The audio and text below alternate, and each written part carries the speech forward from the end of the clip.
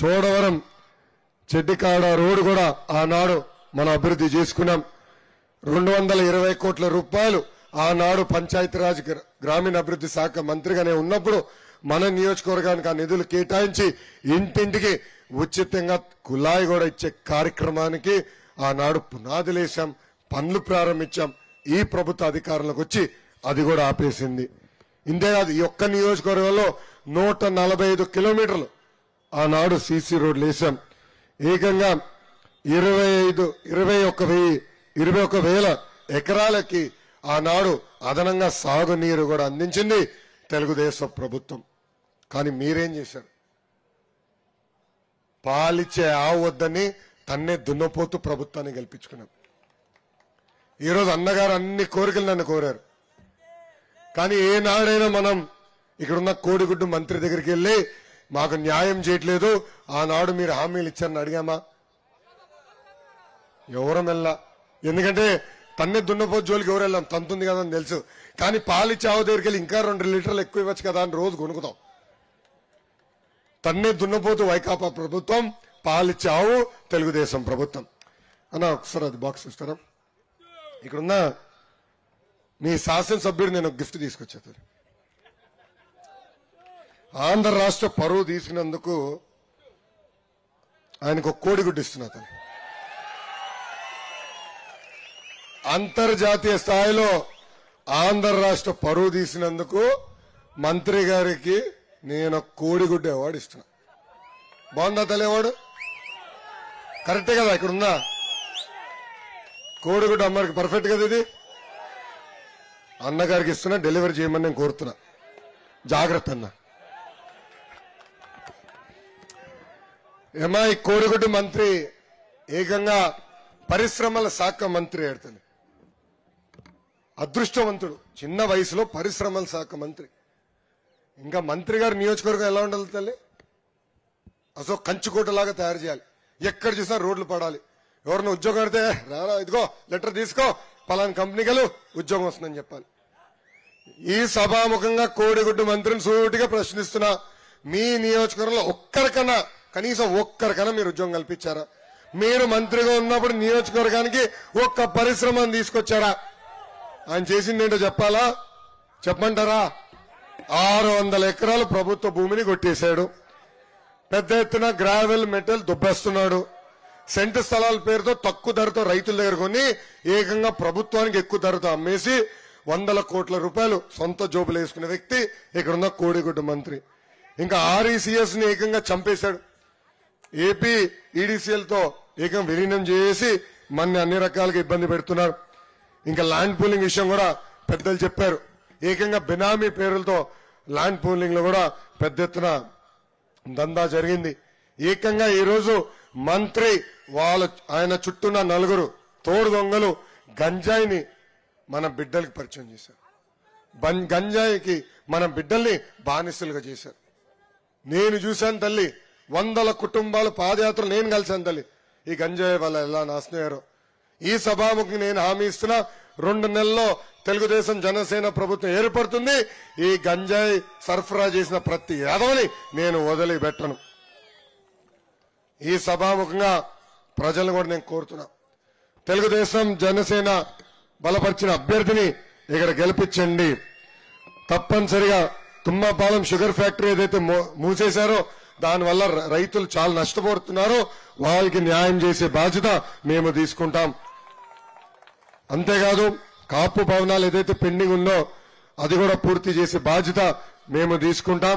తాగునీటి సమస్య తీవ్రంగా ఉంది.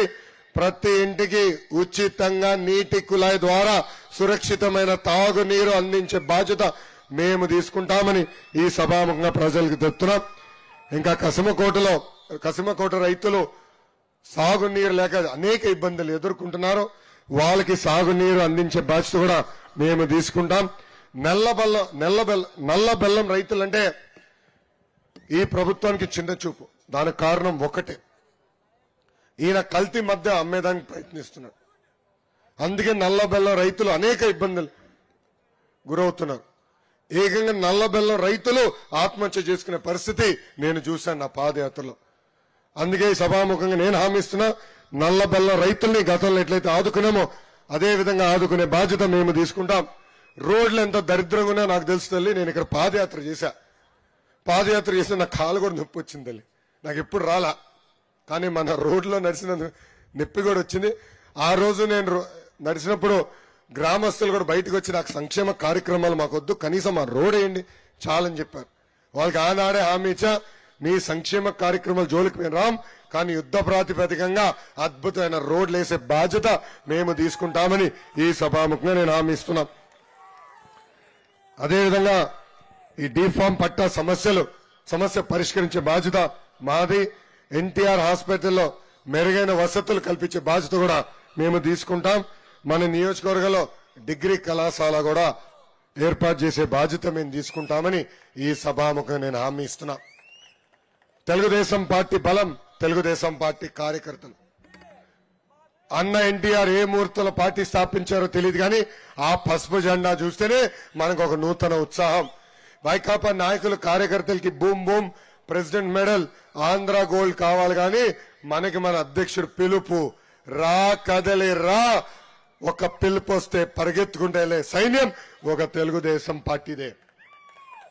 భారతదేశంలోనే కార్యకర్తల పార్టీ అంటే గుర్తొచ్చే మొదటి పార్టీ తెలుగుదేశం పార్టీ.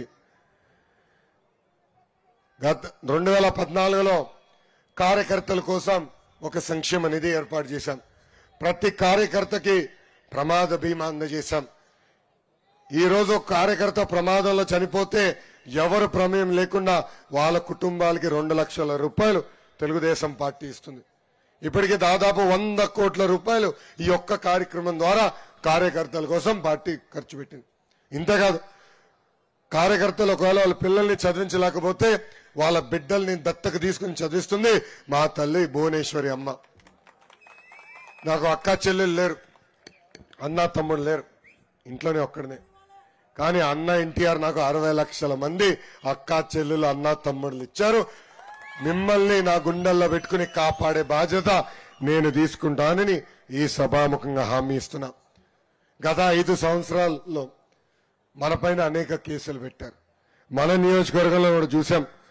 కాయల మురళి గారి పైన ఎలాంటి కేసులు పెట్టారు. ఏకంగా రౌడీ షీటర్లు ఓపెన్ చేస్తామని కూడా బెదిరిస్తున్నారు. బుద్ధ నాగ జగదీష్ గారిని కూడా ఆయన కుటుంబాన్ని ఎట్లా వేధించిందో ఈ ప్రభుత్వం మనందరం చూసాం. ఆయన దగ్గర ఒక చిన్న కోల్డ్ స్టోరేజ్ ఉంటే కూడా అది మేము తీసుకోం, కరెంట్ కనెక్షన్ ఎలా కట్ చేశారో మనందరం చూసాం. గతంలో రాజకీయాలు ఎప్పుడు లేవు. ఏనాడు ప్రత్యర్థులపైన దొంగ కేసులు పెట్టల. ఈ ప్రభుత్వ అధికారంలోకి వచ్చిన తర్వాత నా పైన 22 కేసులు పెట్టారు తల్లి. నా పైన SC/ST కేసు పెట్టారు. నా పైన అటెంప్ట్ మర్డర్ కేసు పెట్టారు. 2019 ముందర నేను ఏనాడు పోలీస్ స్టేషన్ చూడలేదు తల్లి. ఇప్పుడు గత 4 సంవత్సరాలు 10 నెలలుగా నన్ను 7 సార్లు పోలీస్ స్టేషన్ తీసుకెళ్లారు తల్లి.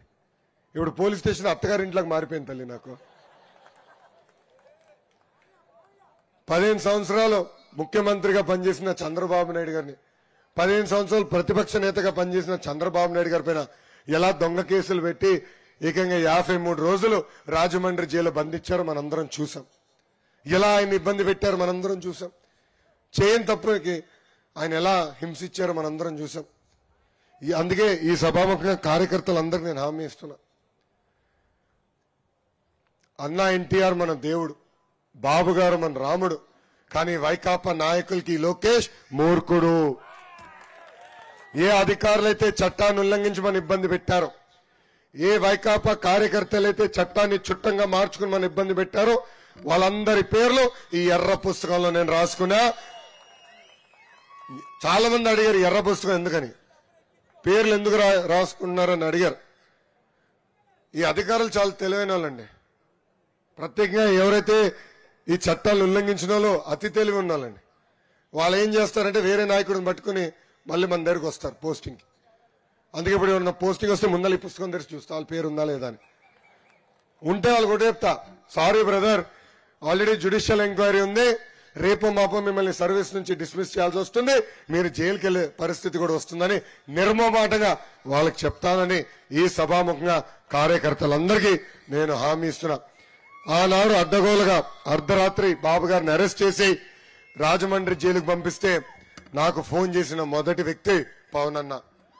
ఆయన ఆనాడు ఒక మాట చెప్పాడు, లోకేష్ నువ్వు దమ్ము ధైర్యంగా ఉండు, నీకు ఒక అండగా నేను నిలబడతాను, మీరు అధైర్యపడద్దు, ముందరికెళ్ళండి, మన పోరాటం మీ ప్రభుత్వం పైన కొనసాగాలి. ఆనాడు ఆయన ప్రత్యేక విమానం వేసుకుని ఆంధ్ర రాష్ట్రానికి రావాలంటే ఏకంగా విమాన పర్మిషన్ కూడా క్యాన్సిల్ చేసింది ప్రభుత్వం. రోడ్ మార్గంలో రావాలంటే ఏకంగా 3 గంటల సేపు బార్డర్లు ఆపేసింది ఈ ప్రభుత్వం. ఆయన అనేక రకాలుగా హింసించింది ప్రభుత్వం. ఆనాడే పవన్ అన్న నిర్ణయించాడు, తెలుగుదేశం జనసేన పార్టీ కలిసికట్టుగా పోరాడి ఈ సైకోని తరిమి కొట్టాలని. అందుకే ఇక్కడున్న జన సైనికులకి, పసుపు సైన్యానికి నేను పిలిపిస్తున్నా. ఈ వైకాపా పార్టీలో పేటీఎం బ్యాచ్ ఉందని, 5 రూపాయలు ఇస్తే పనికిమాల పనులు చేస్తారు, మన మధ్య చిచ్చు పెడడానికి ప్రయత్నిస్తున్నారు. పసుపు సైన్యం పేర్లు పెట్టుకుని జన సైనికులను తిడతారు, జన సైనికుల పేర్లు పెట్టుకుని పసుపు సైన్యాన్ని తిడతారు. దయచేసి మనందరం అప్రమత్తంగా ఉండాలా. మన లక్ష్యం ఒకటే, పవన్ అన్న భలే చెప్పాడు, మన లక్ష్యం ఒకటే. Hello AP, hello AP, hello AP, bye bye YCP. ఈ నినాదానికి అటు పసుపు సైన్యం ఇటు జన సైనికులు కట్టుబడి ఉండాలని ఈ సభాముఖంగా నేను కోరుతున్నా. అదేవిధంగా ఈ శంకరరామం కార్యక్రమం ద్వారా క్లస్టర్ యూనిట్ బూత్ అధ్యక్షులు నేను కోరుతున్నా. అన్నగారు కిట్ ఇస్తారా? మీ అందరికీ ఇలా కిట్ ఇచ్చాం. దీంట్లో ఈ కిట్ లో క్యాలెండర్లు ఇవ్వండి.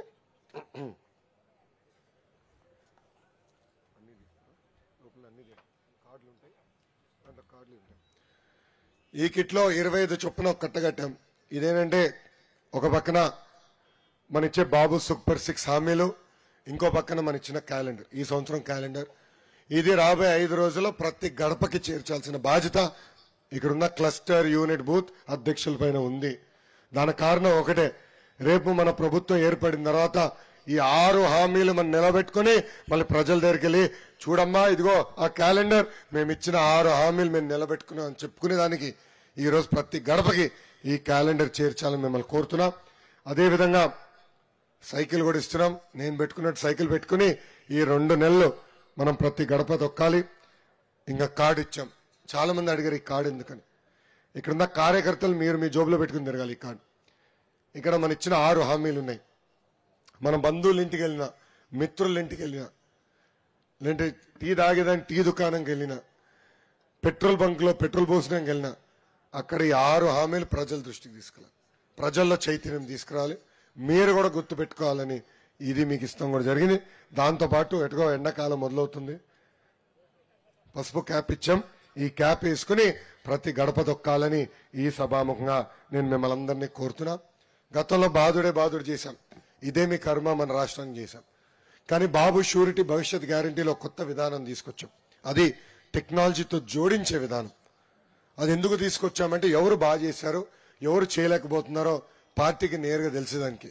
ఈ రోజు ఈ మీటింగ్ వచ్చేదానికి కొంచెం ఆలస్యం అయిందంటే దానికి కారణం బాబు షూరిటీ భవిష్యత్ గ్యారంటీ ఎవరైతే బాగా చేశారో ఆ కార్యకర్తలు గుర్తించి ఉత్తమ కార్యకర్త అవార్డు నేను ఇస్తాం జరిగింది. వాళ్ళతో నేను ప్రత్యేక సమావేశం ఏర్పాటు చేసుకుని వాళ్ళ పార్టీకి చేసిన సేవల్ని నేను గుర్తించాను. పాదయాత్రలో అనేక మంది లక్షలాది మంది కార్యకర్తలను కలిశారు. అదిగోండి ఇక్కడ కూడా అక్కడ కూడా సర్టిఫికేట్లు ఇచ్చాం. తమ్ముడు సర్టిఫికేట్ ఉల్టా పట్టుకున్నాం స్వామి, అది తాతయ్య ఒక్క నిమిషం తాతయ్య. ఇది ఈ సర్టిఫికేట్ పనిచేసే కార్యకర్తలు ఎవరైతే బాగా చేశారో ఈ బాబు షూరిటీ భవిష్యత్ గ్యారంటీ వాళ్ళు గుర్తిస్తూ ఇచ్చింది పార్టీ. అదేవిధంగా మన టీడీపీ యాప్ లో ఎవరైతే బాగా పనిచేశారో వాళ్ళని కూడా గుర్తించి సర్టిఫికేట్ పంపిస్తుంది మన పార్టీ. ఇది కేవలం సర్టిఫికేట్ కాదు, ఇది రేపు బాబు గారిని కలవాలన్నా నన్ను కలవాలన్నా గ్రీన్ ఛానల్ ఉన్న సర్టిఫికేట్. అది ఆ హక్కు పనిచేసే కార్యకర్తలకి మేము కల్పిస్తాం జరిగింది. అంతేకాదు ఇది వేదికమైన ఎవరు ప్రమేయం లేకుండా కార్యకర్తలకు గుర్తించే విధానం. వేదికమైన పెద్దలు ఎవరి పేర్లు ఇవ్వలా, డైరెక్ట్ బటన్ నొక్కాం, పనిచేసే కార్యకర్తలు నేను గుర్తించాను. సో రేపు నామినేటెడ్ పోస్టులు కూడా ఇదే విధంగా అందించే బాధ్యత వ్యక్తిగతంగా నేను తీసుకుంటానని పసుపు సైన్యానికి నేను హామీ ఇస్తున్నా. క్లస్టర్ యూనిట్ బూత్ అధ్యక్షులు కష్టపడాలి, ప్రతి గడప తొక్కాలి, టెక్నాలజీతో జోడించిన బాబు సూపర్ 6 కార్యక్రమం కూడా జయప్రదం చేయవలసిందిగా ఈ సభాముఖంగా మిమ్మల్ని అందరూ కోరుకుంటూ నాకు ఇంత అద్భుతమైన అవకాశం ఇచ్చిన మీ అందరికీ పేరు పేరున నా హృదయపూర్వక ధన్యవాదాలు తెలుపుకుంటూ మీ అందరి దగ్గర నుంచి సెలవు తీసుకుంటున్నాను. జోహార్ అన్న ఎన్టీఆర్, జోహార్ అన్న ఎన్టీఆర్. చంద్రబాబు నాయుడు గారి నాయకత్వం, చంద్రబాబు నాయుడు గారి నాయకత్వం, పవన్ అన్న నాయకత్వం, పవన్ అన్న నాయకత్వం. జై బాలయ్య.